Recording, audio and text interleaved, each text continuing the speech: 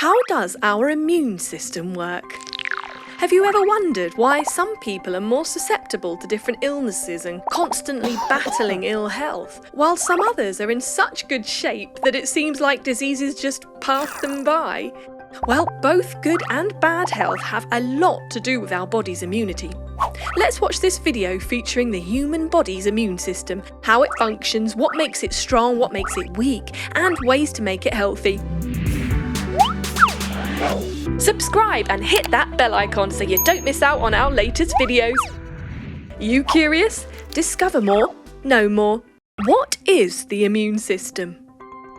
The immune system is the body's natural defense system and critical for survival. A well-functioning immune system prevents germs, bacteria, viruses, and other parasites from entering the body. It keeps the body healthy and helps it get better when sick. But to keep your immune system healthy, you too have to contribute.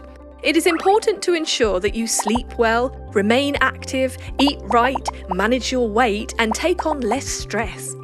The human body's immune system is made up of a complex collection of cells, organs, tissues, and proteins which work collectively to protect you from foreign bodies. Innate and adaptive immune system. The immune system is divided into two subsystems, the innate or the non-specific immune system, and the adaptive or the specific immune system. Both are closely linked and work together when the body is attacked by an unknown enemy. The innate immune system provides a general defense against common pathogens like bacteria, viruses, and other harmful substances. It fights these foreign bodies using immune cells such as killer cells and phagocytes that typically enter the body through the skin or digestive system. The adaptive immune system is more precise and targets specific threats. It makes antibodies to fight specific germs, viruses, or bacteria that the body has previously come in contact with. And this is also called acquired or learned immune response because the adaptive immune system is constantly learning and adapting. It equips the body to fight harmful substances that mutate over time. Is your immune system strong or weak? The immune system can be activated by several different things that the body doesn't recognize as its own. These are called antigens and include proteins on the surface of bacteria, fungi, and virus. When the body senses these foreign invaders, the immune system works to recognize the antigens and get rid of them.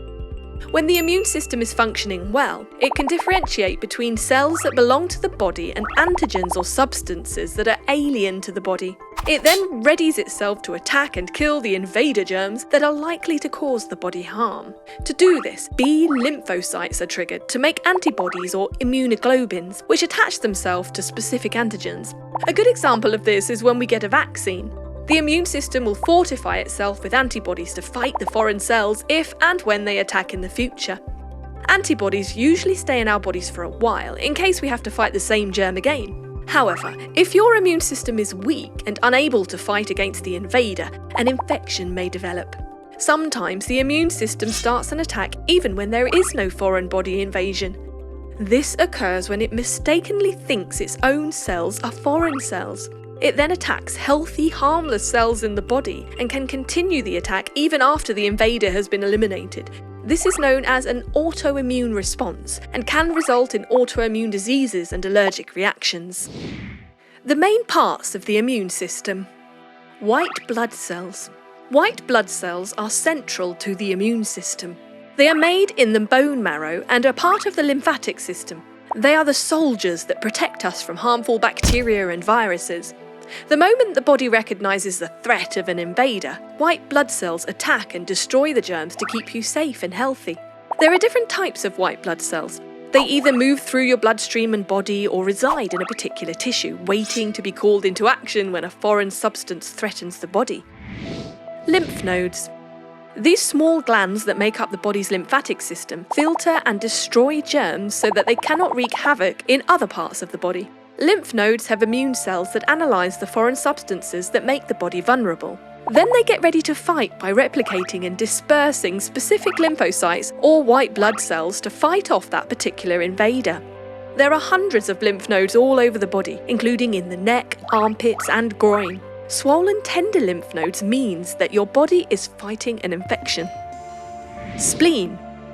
The spleen stores white blood cells that defend the body from foreign substances. It also filters the blood, removes microbes, and destroys old and damaged red blood cells. Tonsils and adenoids. These organs are located in the throat and nasal passage. They can trap the bacteria and virus as soon as they enter the body. The immune cells contained in the adenoids and tonsils produce antibodies that protect you from harmful substances likely to cause throat and lung infections. Thymus. This small organ is located in the upper chest beneath your breastbone. It filters and monitors the blood content and produces white blood cells called T lymphocytes. The cell's task is to identify and remember the foreign substance so that it is ready for attack if and when the invader enters the body again. Bone marrow. Bone marrow is the spongy tissue found inside the bones. It produces red blood cells that carry oxygen, white blood cells that fight infection, and platelets to help clot blood. The bone marrow is continuously making billions of new blood cells and releasing them into the bloodstream every day. Skin as the first line of defense. Among others, the skin acts as the first line of defense in destroying germs before they enter the body. Skin is like a waterproof barrier that secretes oils with bacteria-killing properties. Body fluids like skin oil, saliva, and tears contain antibacterial enzymes that destroy germs and help reduce the risk of infection. Mucous membranes. These line the respiratory, digestive, urinary, and reproductive tracts. They secrete mucus, which lubricates and moistens the surface. The invading germs first stick to mucus in the respiratory tract and then are moved out of the airways by hair-like structures called cilia. Noses have tiny hairs that catch germs. The mucus lining in the digestive tract contains antibodies, while the acid in the stomach is strong enough to kill most microbes. The constant flushing of the urinary tract and the bowel also helps in fending off harmful invaders. Conditions and disorders that affect the immune system. There are many disorders that can damage or disrupt our immune system. While some are induced by medication, others are a result of a weak immune system's failure to protect the body from harmful germs. Allergies. Allergies occur when the immune system of the body reacts strongly to harmless substances or allergens, such as foods or pollen. Allergic diseases are common and can also include reactions to medications, stinging insects, anaphylaxis, hay fever, sinus, asthma, hives, dermatitis, and eczema. The body fights these triggers by releasing histamines that cause these symptoms. An allergic reaction can result in a simple stuffy nose or a serious breathing problem leading to death. Antihistamine medications can help calm the symptoms. Autoimmune disorders. Autoimmune disorders and diseases occur when the immune system mistakenly attacks its own healthy cells. Examples of these diseases include multiple sclerosis, Hashimoto's disease, diabetes, lupus, rheumatoid arthritis, and systematic vasculitis. Primary immunodeficiency disorders. Primary immunodeficiency disorders are typically inherited. With more than 100 such diseases, they prevent the immune system from functioning optimally. Infections. Infections such as HIV and mononucleosis weaken the immunity of the body significantly and can lead to serious illness. Cancer. Cancer affects the immune system directly. Cancers like leukemia, lymphoma, and myeloma occur when immune cells grow exponentially and cannot be controlled. Sepsis. Sepsis is a serious medical condition caused by an overwhelming response of the body's immune system to an infection. It leads to inflammation and, if not treated on time, can result in organ failure and even death.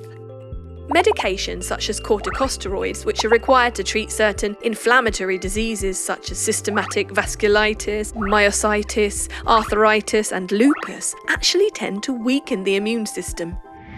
How to keep our immune system healthy? Just like our body, a strong immune system needs good nourishment, rest, and a healthy environment. To keep the immune system running smoothly, you should avoid smoking, avoid excessive indulgence in alcohol or have it in moderation, eat a balanced and nutritious diet, maintain a healthy weight, exercise regularly, get enough rest and sleep, be hygienic, maintain a mind-body wellness balance. The immune system, though complicated, is extremely amazing and, as you can see, vital for our survival. We hope you enjoyed this video. If you would like to share any interesting facts on the immune system, please tell us in the comments below. Keep watching YouCurious. Discover more, know more.